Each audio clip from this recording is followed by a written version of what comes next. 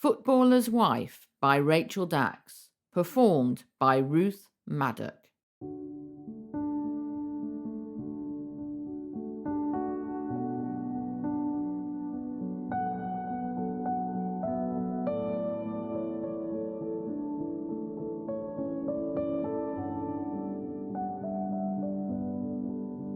Laura, aged 85, is sitting in a large back garden in Blackpool, surrounded by several dogs.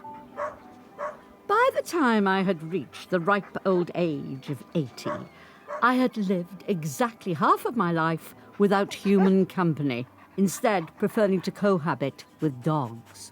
On the day my life changed beyond all comprehension, I had a pack of 17 canines, each of whom I had rescued in one way or another. At times the total had risen to beyond that, but a dog's life is short, so numbers fluctuated over the years. On the day in question, I'd had a fairly ordinary morning by my standards. All dogs capable of walking had been taken to the beach for an hour. Those who could not walk far had then been wheeled along the prom in an oversized pram so they could get a change of scenery. 17 varying-sized breakfasts had been served, and one of my oldest dogs, Jasper, had been taken to the vet to be examined because a lump had formed on his chest. Nothing unusual in the daily life of a mad dog lady. That afternoon, however, there was an unexpected frantic knocking on my door, which sent my dogs into a collective frenzy. Once I had sufficiently calmed down the rabble of multifarious barking canines, I finally managed to get through the dog gate in the hallway and open the door, only to be greeted by a distressed young woman with short, straggly blonde hair, a face running with mascara, wearing a cheap-looking dress that did nothing to hide 2 bandaged wrists. Much to my shock, the distressed teenager threw herself into my arms, crying, "Granny, don't you recognize me? It's me, Joe." I pulled back as much as I could from the unfamiliar-looking girl and finally realized that it was my youngest grandchild, who I had not seen in 2 years. And this is when the most important part of my life's journey began. A journey which is by no means over yet. Perhaps not even halfway through, but one which was foretold more than 6 decades ago. Let me explain from the beginning. In the summer of 1951, having not long turned 16 and just left school for good, I went with my family on an annual day trip to Blackpool. This was the nearest thing to a holiday we ever had, and this year, my special treat when we arrived in this magical paradise by the sea was my mother taking me to see the fortune teller on the North Pier. When the wizened old gypsy woman examined my right palm, she raised her eyebrows, giving me a twinkly smile. "Well," she said, "this is one of the most interesting ends I've read in a very long time." I smiled back, excited to know more, but she paused before speaking further and stared into her crystal ball. "Yes, the crystal confirms it. I see you having a long, long life. I see you still standing at 100 years old. I see you marrying a poor man who becomes rich. You will know luxury and fortune that you did not dream possible. But you will also know great sorrow, and it will be not until the last quarter of your life that you will understand why you were born and what your purpose is." I remember leaving the psychic's tacky little booth feeling utterly exhilarated. After all, no girl who grew up in the abject poverty of the back-to-back houses in Birmingham was going to turn her nose up at the possibility of being wealthy and leading a lavish life. That was the only time I ever visited a clairvoyant. I know some people go regularly, but the gypsy's reading was so powerful, I never felt the need. And besides, unlikely though it may sound to you, one way or another, everything she predicted that day did, in fact, come to pass. I need to tell you a bit more about my past, so you understand my life, and how fate took me on this journey like no other. As I mentioned, I grew up poor. A working-class girl from a family that had been lucky to survive the vagaries of inner-city life. Long, freezing winters with barely enough coal for a fire. Parents who had both experienced being on the brink of starvation in their younger years, who then struggled to feed me and my 5 brothers. My dad's meagre wages as a brickie and Mom's top-up taking in laundry, barely amounting to enough to keep the wolf from the door. Being the only girl in a house full of sons, I had special status with my parents, and even though they had nothing, I was still pampered and prettified compared to my brothers, who at times went to school in cut-down Wellington boots when shoes had worn out before money could be found to replace them. In spite of the abject poverty in which we were raised, the one thing that my brothers had in their favour was they all loved football, and the senior school they attended had a sports master in love with the beautiful game. He had made sure that all kit was provided by the school, so even the most destitute of boys had a chance to play on the team. Because of being the only girl in a football-mad family, right from the word go, I knew everything there was to know about tackling and passing, the offside rule, and team formations. I spent so much time as a youngster standing on the sidelines of local pitches, witnessing both the agony and the ecstasy that it was inevitable I would eventually become a footballer's wife. We're not talking wag here. Thank God the rise of the wag did not happen until my children were immersed in the sport. But, nonetheless, the special status of wife of famous footballer would soon become mine. Bill, like me, grew up with nothing. A life where you got a bar of chocolate and a tangerine for Christmas. But, like my brothers, he had been kicking a ball up and down the street since he could toddle, and eventually, like them, he had made the school team. But unlike my brothers, whose passion for the game only got them as far as the amateur league, Bill had that little something extra that changed both his destiny and mine from a life of scarcity to one of abundance. I'd always known Bill from a distance, but about 6 weeks after the gypsy had told my fortune, he came over to me after a game and asked me whether I would go to a dance. At this stage, I had no inkling that it would be he who would pull me from rags to riches.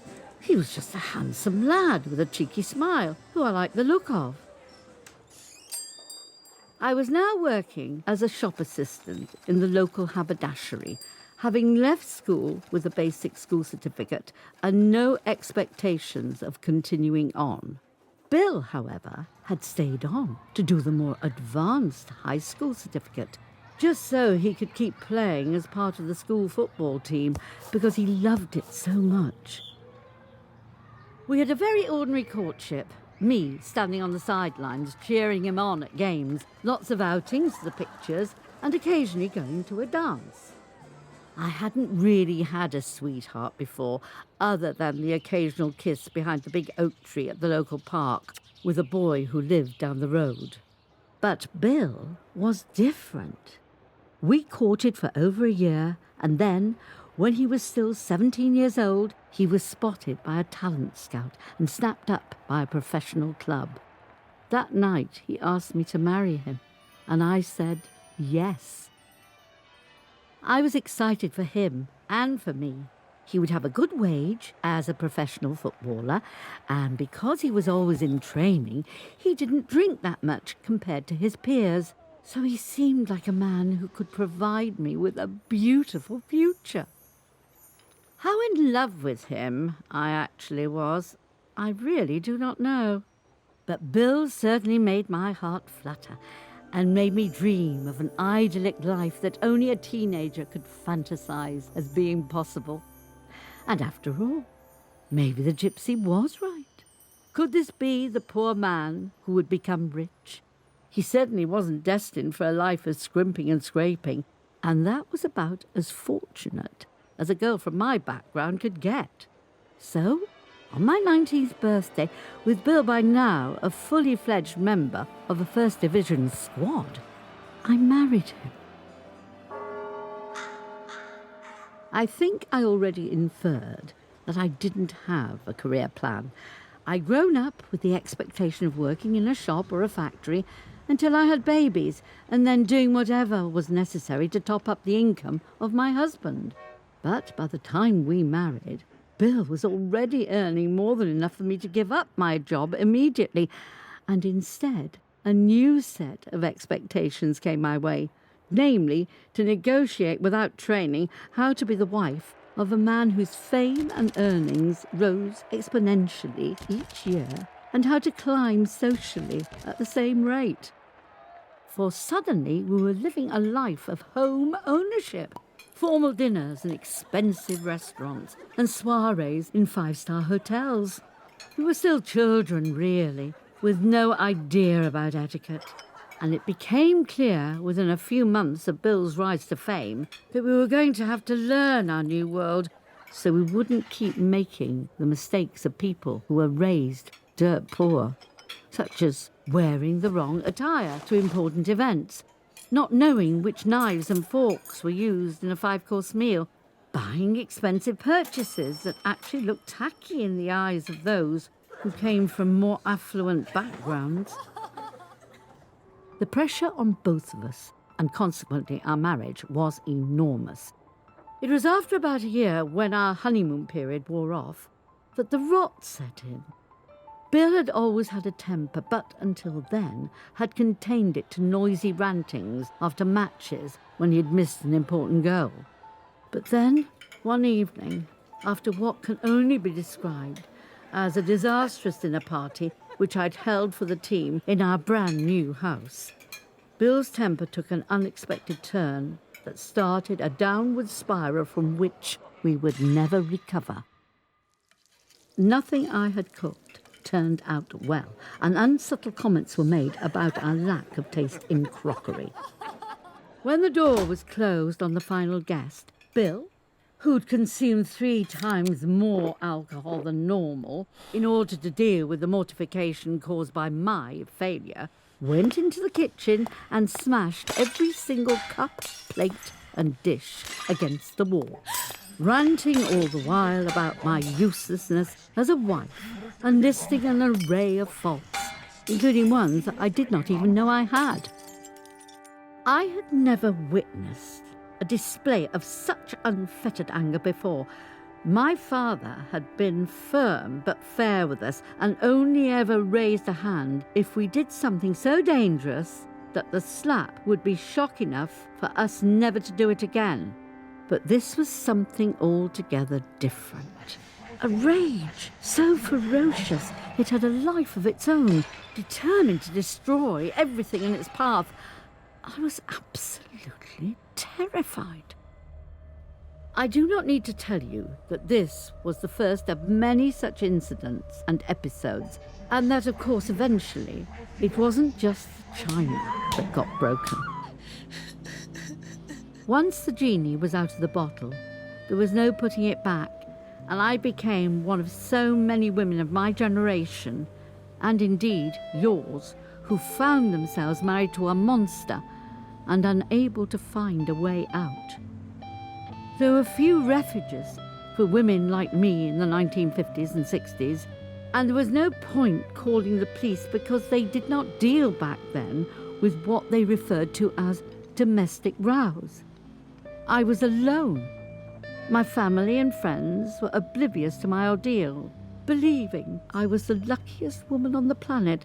And as I withdrew into my shell, instead of asking me if I was all right, they started thinking I was ashamed of them and had become a snob. I soon realized that to get through this existence with minimal beatings, I could not afford to make even the tiniest mistake. I had to find a way to remain faultless. So, I turned my attention to becoming the perfect footballer's wife. I may not have had much of an education, but I wasn't stupid, and I knew I needed to school myself in every aspect of being the impeccable woman with the impeccable home. So, I read every book I could find on good housekeeping and furniture magazines galore, so my husband would never hear ridicule about his home or its contents again. I also studied the wives of the middle-class players who seemed to execute the myriad expectations of their role as footballers' wives so effortlessly. They moved, dressed, and spoke completely differently from me. So I went to several classes to learn deportment and found myself a fashion consultant to help me choose clothes that were classy as well as stylish. I realized that I had to look glamorous enough at all times so every man would want me, but never dress in a way that would suggest I might want them. One slip into looking slutty or cheap might mean a week nursing a sprained wrist or a bruised back. I also noticed that when we were not in the Midlands, people smirked at and sometimes even imitated my accent for a laugh. And therefore, I took elocution lessons and extended my vocabulary so I could use big words in the right way. The more faultlessly I presented myself to the wider world, the fewer mistakes I made. The more chance I had of getting through the aftermath of a bad game without a black eye, although this was never guaranteed. Sometimes I only had to look at Bill with the wrong expression and he would hit me. As a consequence, makeup became my obsession. Covering bruises with foundation, eyeshadow and powder became my art. Within 3 years of being married, there was not a single brand of makeup in Great Britain that I had not tried and tested. I had mastered every technique available. There was no injury I could not cover or camouflage. I was an expert. Not all women who know about makeup do so because they are vain. Just remember that, please. It's so easy to make assumptions about women who are all glammed up. But for some women, it is the means to their very survival. I mean, can you imagine what Bill might have done to me had someone noticed one of the bruises on my face and asked a probing question? Anyway, it wasn't long before the excruciating loneliness of being a footballer's wife became completely entrenched, and the material wealth surrounding me provided cold comfort. I'd love to be able to tell you that having children gave me great solace and made my marriage bearable, but having our first son, Mark, did nothing to make Bill tender again. It was made very clear that rearing the children was solely my responsibility, so he could focus on his game.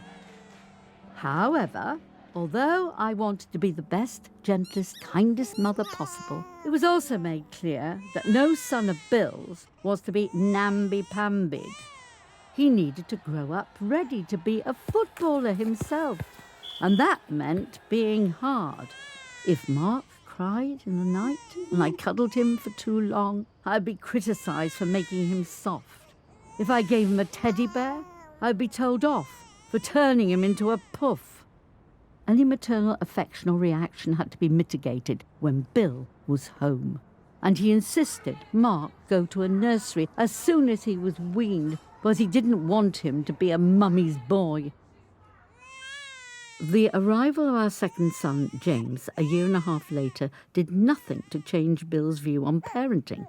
And by the time our third son, Andrew, came along, I was still only 24 years old, and the period of great sorrow predicted by the gypsy had become what felt like a relentless, eternal existence that would simply never end.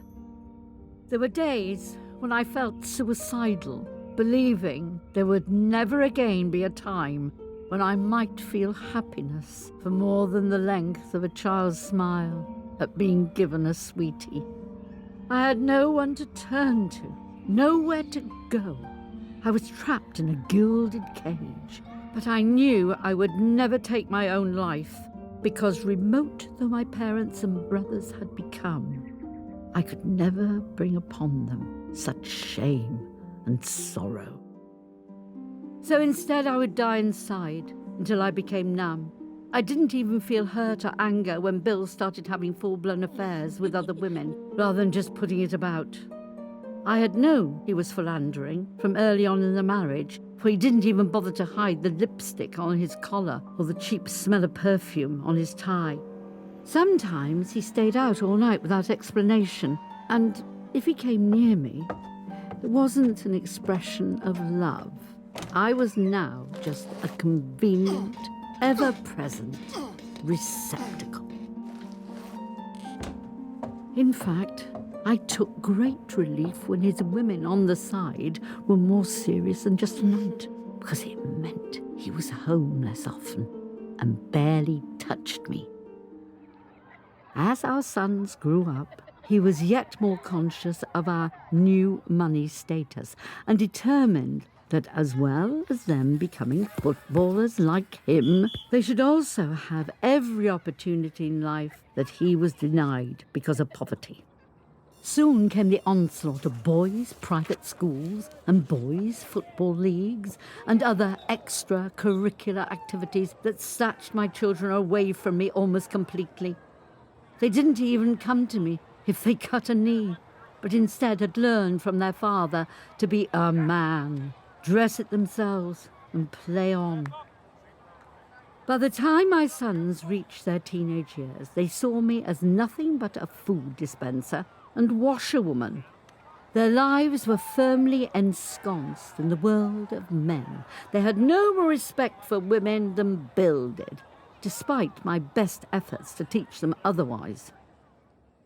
I wish I could say that eventually, as the status of women grew stronger and the first seeds of feminism turned to green shoots, that I found the bravery to leave Bill. But in all honesty, I never worked out how. I mean, much as I felt distance from our sons, our life was in the public eye. And as Bill continued straight from the field into management, there was no let-up of interest in our family. In the end, it was Bill who did the leaving. In 1975, the year we both turned 40, Bill told me he was in love with his personal assistant and wanted a divorce. I signed the papers without hesitation and finally escaped. Our older sons, Mark and James, were already professional footballers themselves, and Andrew, aged 16, was heading towards the same fate. What little connection I had with them as a mother was so minuscule that when I moved out, the idea of them living with anyone other than their father was not even considered. So I embarked on a new life, a better life, one where I wasn't afraid of the turn of the key in the door. I decided to move away from the Midlands altogether. My parents had both passed away whilst I was married, and my 5 brothers all worshipped Bill as the god of football and saw me as a failure for not holding down my marriage to this man so worthy of adulation. Surely him sleeping with his PA was my fault?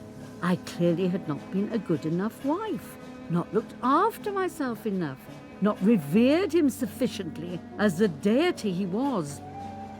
All my childhood friends had gone, and I'd not made any new ones because I could not be honest about the abject misery of my life. And so any connections had remained superficial. I was totally alone.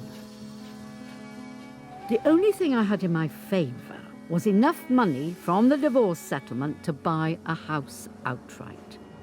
And I decided then I would come and live in this marvellous place, Blackpool, the only place I had ever associated with absolute happiness and joy.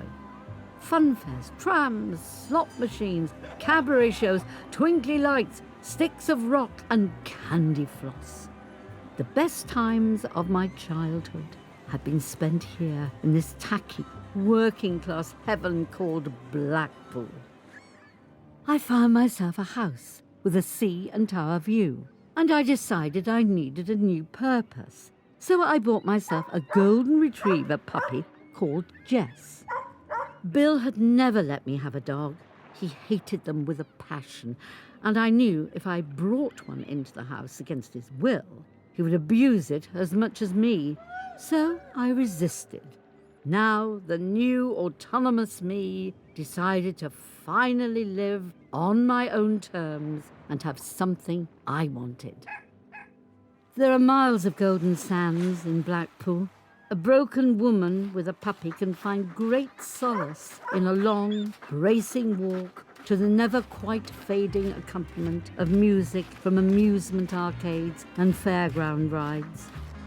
And soon one puppy became two, and then a third dog found wandering along the beach became three, and then the old lady next door dying suddenly meant four.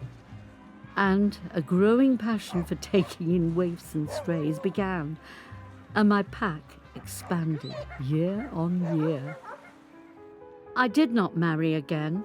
I tried dating a few times after the divorce, but whenever a man showed even the slightest bit of anger or frustration, I found myself quivering and wondering when that anger would be turned on me.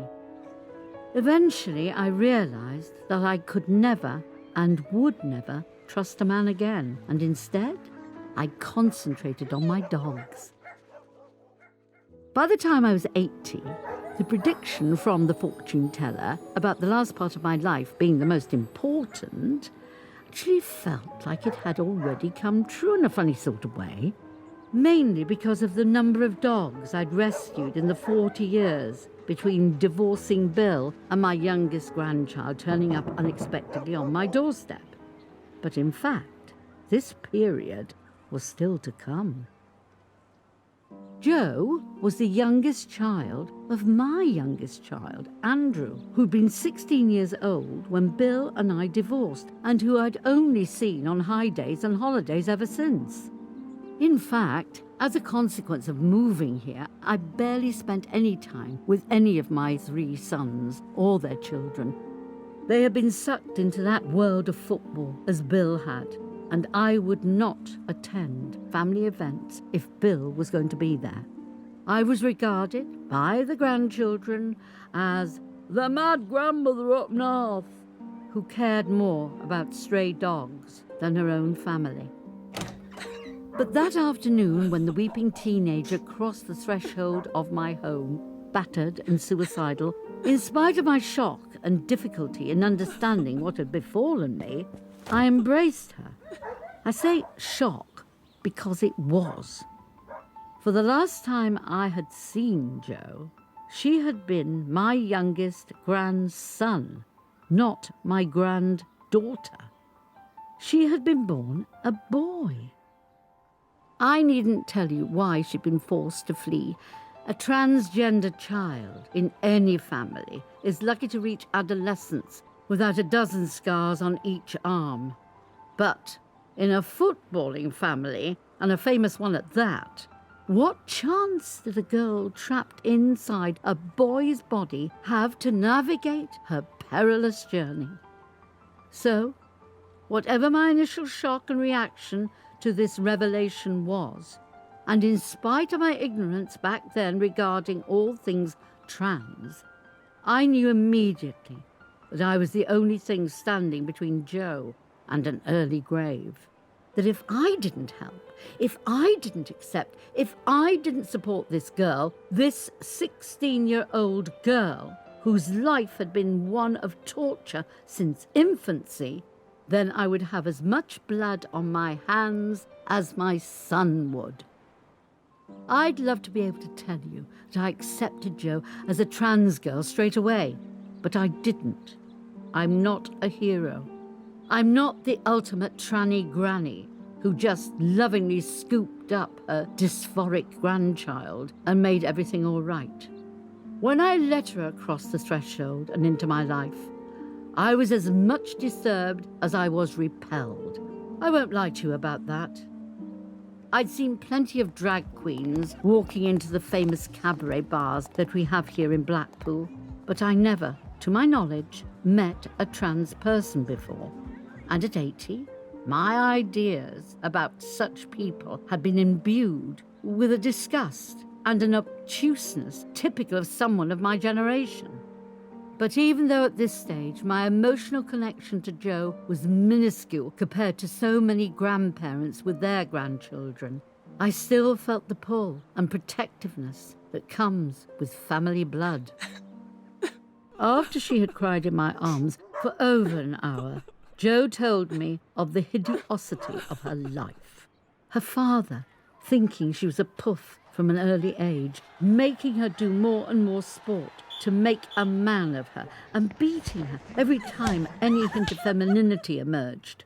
Her mother treating her with repulsion, having caught Jo on too many occasions dressing up in her clothes, threatening to tell Dad, threatening to send her to a boarding school, threatening to send her to a loony bin.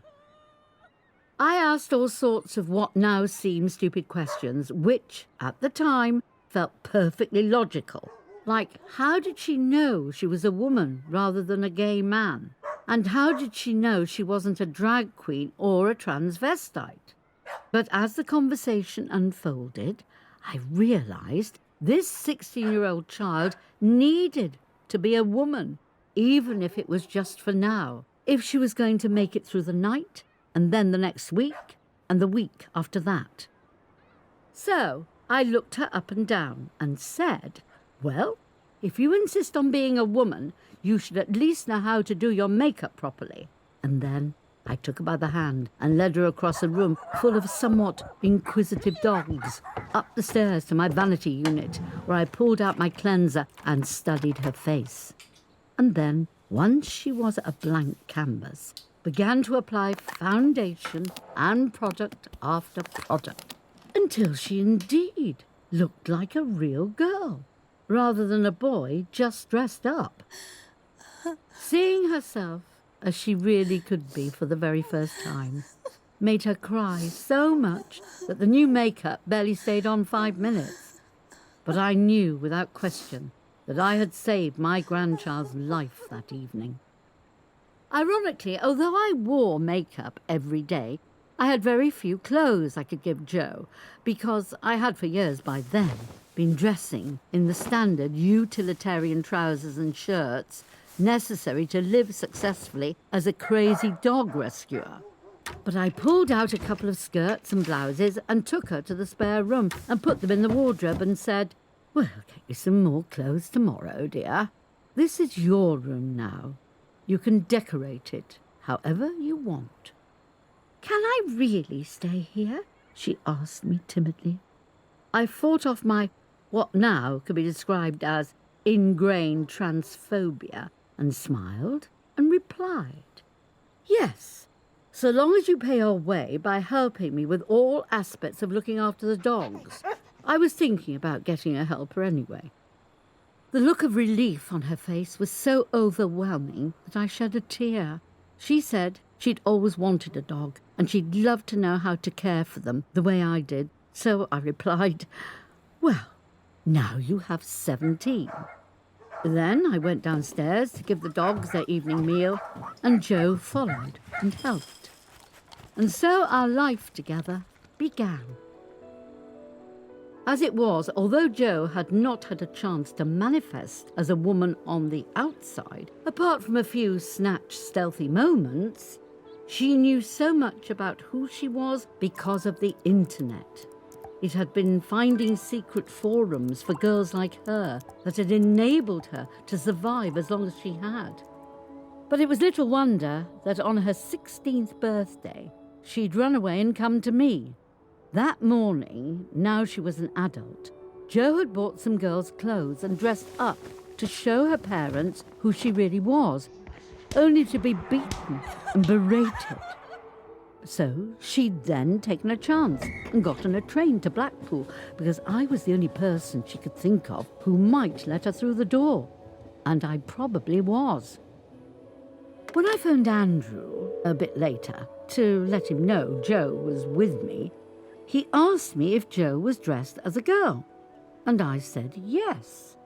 He did nothing but hurl abuse at me for letting Jo into my house dressed like that, and told me he would never speak to me again if I allowed Jo to live with me as a girl. I said I would let Jo live with me any way Jo saw fit, then slammed the phone down, hating him in that moment almost as much as I hated his father. I know in these liberated days, there are some parents who allow their children to manifest as they feel naturally inclined, and this must take the pressure off those vulnerable, delicate children. But even then, their path is not easy to follow. However, Jo, like many other trans children, had spent her 16 years as a girl trapped in a boy's body, living an existence of fear that was similar to the one that I had lived when married to Bill. Always trying hard to get it right, paying for the smallest mistake with a black eye or a sprained arm. My son Andrew was nothing short of a carbon copy of his father. I had never really gotten to know his wife, but from what Jo told me, Andrew's fists were not solely reserved for his children. So I do wonder whether she took his side partly for her own survival. Whatever the case, Jo did not stand a chance of surviving, let alone thriving, in that environment any longer than she did. I still think it's a miracle that she made it to her 16th birthday. What I'm about to say might not sit well with some people, but I need to say I was relieved that Jo could not start taking hormones until she was 18. I firmly believe she needed to fully know not just what it was like to dress and look like a woman, but also to actually live as a woman before taking the steps that would change her body. I do not care what anyone says. Becoming a woman instead of being a man means giving up a huge amount of power and status. Even the most effeminate man will largely be given more respect in society than most women are. And I wanted Jo to be sure she could cope with living as a second-class citizen for the rest of her life, especially as even after hormones and surgery, it might still be possible for people to tell that she was trans. So I was glad that she had 2 years where she worked out for sure who she was, whether she was indeed a woman rather than an effeminate man who could not bear the strain of masculine expectation. She decided to keep the name Jo. She'd always gone by it, having been christened Joseph. Many trans folk shared their birth name, but she didn't feel it necessary. Jo, for Josephine, was fine by her. And so, one of the first things we did was change her name by deed poll. A relatively easy thing to change back if she had made a mistake, but a monumental landmark moment for Josephine in becoming the woman she was so certain she was. We also went to the doctor, and eventually, after what seemed like an age, she was referred to a clinic. Then, after countless sessions of counselling, she was formally diagnosed with gender dysphoria, which meant she could be put on the list to start physically transitioning once she had turned 18. And then we set out to make friends, Jo and me together. We found every group and support network, and we even sneaked her into a nightclub. One of the wonderful things about Blackpool is that there really is something for everyone. And on our doorstep was a world that I had previously not known existed, but a world which would become vital to both her mental health and my understanding. I also made her find a part-time job in one of the many seaside gift shops we have here, so she would be forced to interact as a woman with countless people from all over the country and be prepared for the array of reactions she might get. By the time Jo reached 18, she had lived successfully and happily as a young woman for 2 years. She knew nearly every drag queen, transvestite, and trans woman living in and around Blackpool. She had spoken to everyone, asked every possible question, and had watched as new friends older than her had begun the long drawn-out process of gender reassignment, and had made sure she understood both the wonderful and challenging things that lay ahead. And she was absolutely certain it was right for her to transition fully. And actually, by then, so was I. But the rest of our family were not. On the morning of her 18th birthday, we were woken up at 6 o'clock by the racket of now 19 dogs barking agitatedly at a thunderous pounding on the front door. Somehow, in the chaos, I managed to get them all behind the hall dog gate and open the door, only to find Bill, Andrew, his wife Monica, Mark and James all standing angrily at my threshold. I had not seen Bill in over 40 years, but even though he was now old and bent, fear rushed through me at the furious expression on his face, and I found myself gripping the door handle in case I needed to shut it. The dogs, knowing these were not friendly beings, were becoming more and more frantic. And as I looked back, I saw Jo standing, shuddering behind them, only visible to the aggressors on the doorstep as a shadow. It was Andrew who spoke first. Jeremy tells us his brother is going to turn into a girl today, and we've driven through the night to put a stop to it. We've been hearing all sorts of things over the last 2 years, but we haven't come up here earlier because we hoped it was just a teenage fad, given that being transsexual is all the rage right now. But there is no way my son is going to turn into a girl. I'm here to take him home. Terrified, I paused for a moment and then, still scared that I might come to physical harm, did something that in my 40 years as a dog owner I had never, ever countenanced.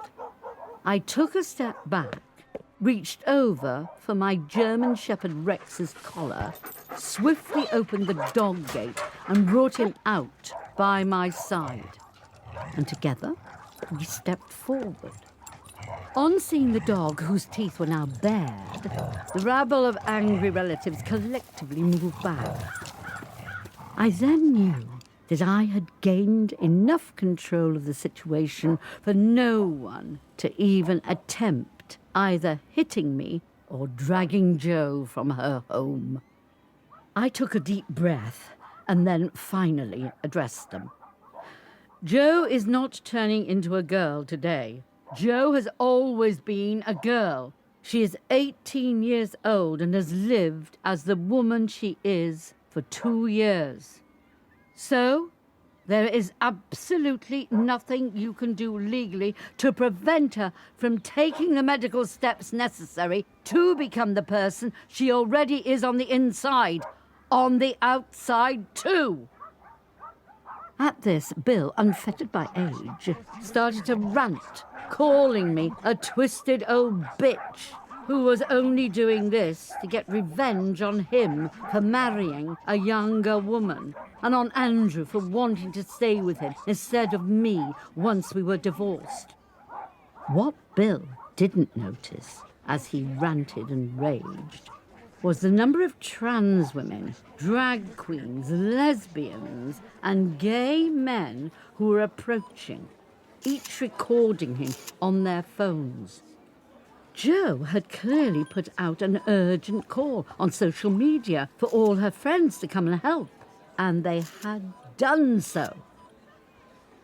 It was only when our family were finally surrounded from behind by an arc of 20 of Blackpool's finest that Jo finally stepped out from behind the dogs, from the shadows, and into the light, as the proud woman she had become.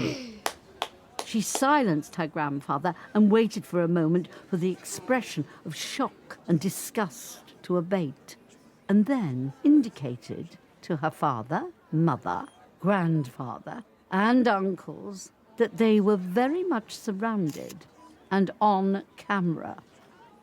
The look of horror on all of their faces was priceless. After all, 4 retired professional footballers being filmed ranting hatred and bile was sure to be a scandal that would hit the tabloids and go on for weeks. How could they ever hope to endure it?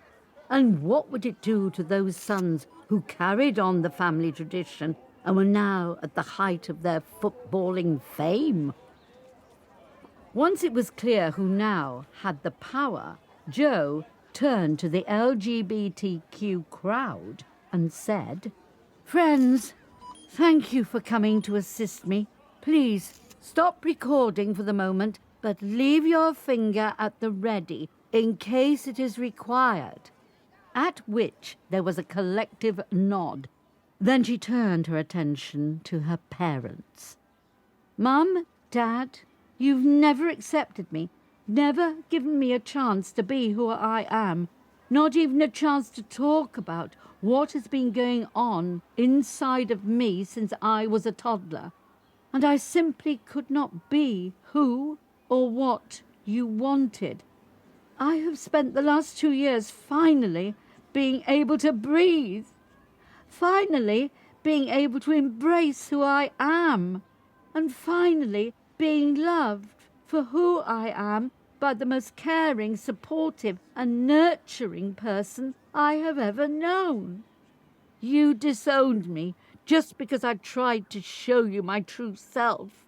So how dare you come here today to try and stop me from doing what is within my legal and medical rights?" Jo paused then and took a deep breath, and then said in a clear, firm voice, "And now I disown you.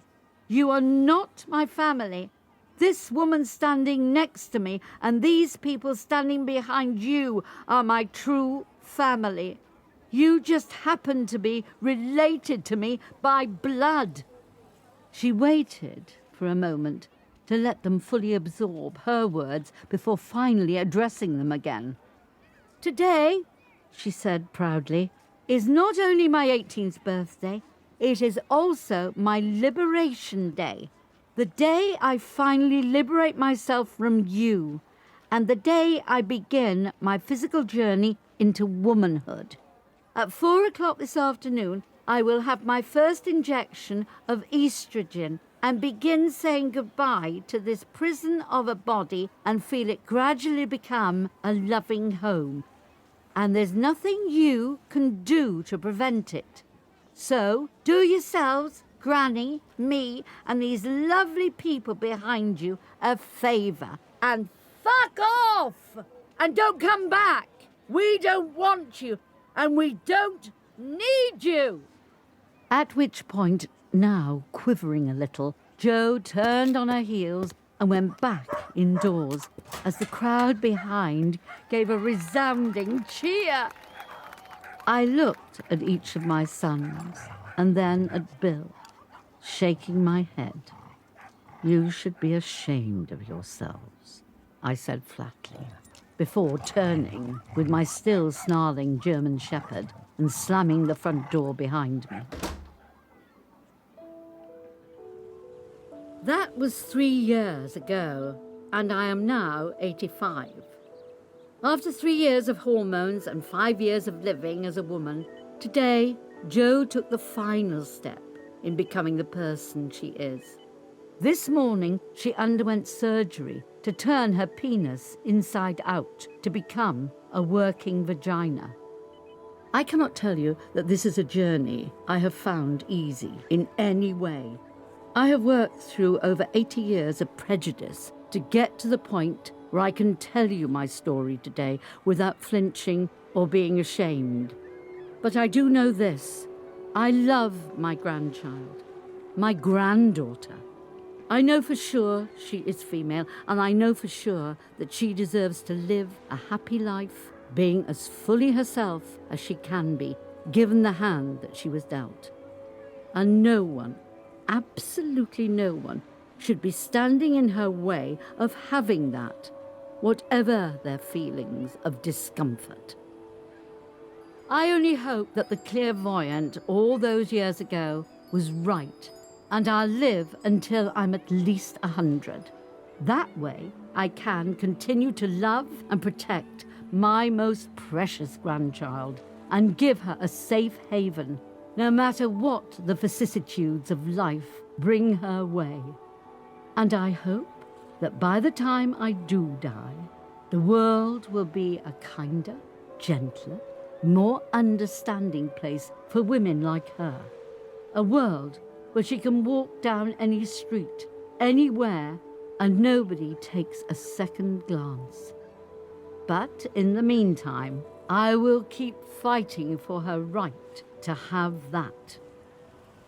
And also, before I go, I want to say this, because it might be my only chance.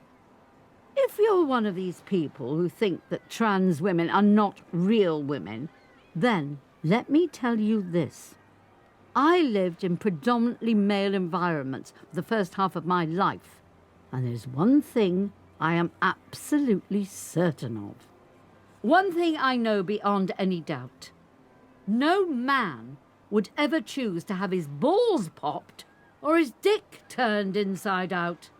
Even a top-class footballer would rather lose his leg than his cock. So just stop it. Stop it, will you? Trans women are women. End of story.